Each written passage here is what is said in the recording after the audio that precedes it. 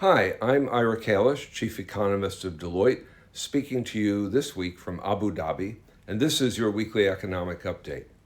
Last year, inflation didn't accelerate as much as many people expected in the United States. So the big question now is, will inflation remain relatively subdued, or will it accelerate sharply in the coming year? It's an important question because if it does accelerate, that will weaken consumer purchasing power and slow the growth of the economy.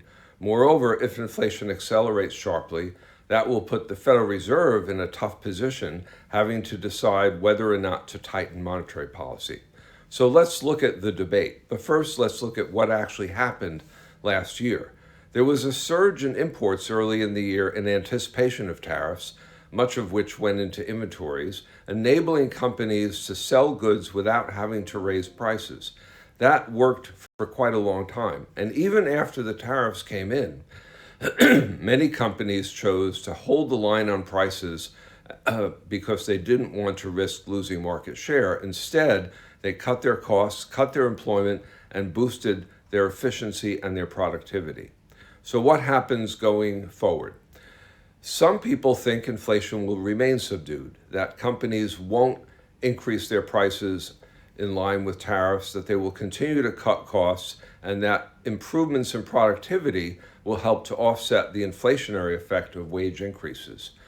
On the other hand, many people believe that inflation will in fact accelerate, that many companies will have no choice but to raise their prices in accordance with tariffs. In addition, the continuation of a restrictive immigration policy will render shortages of labor in key industries, potentially leading to shortages of goods and services, and that would mean higher prices.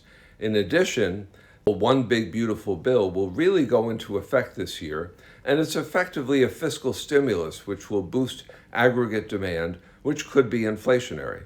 So then the big question is, what does the Federal Reserve do? It will depend on what they think is happening with inflation and employment. But the best thing that they can do right now would be to try to convince investors that they'll do whatever it takes to keep inflation within their target range.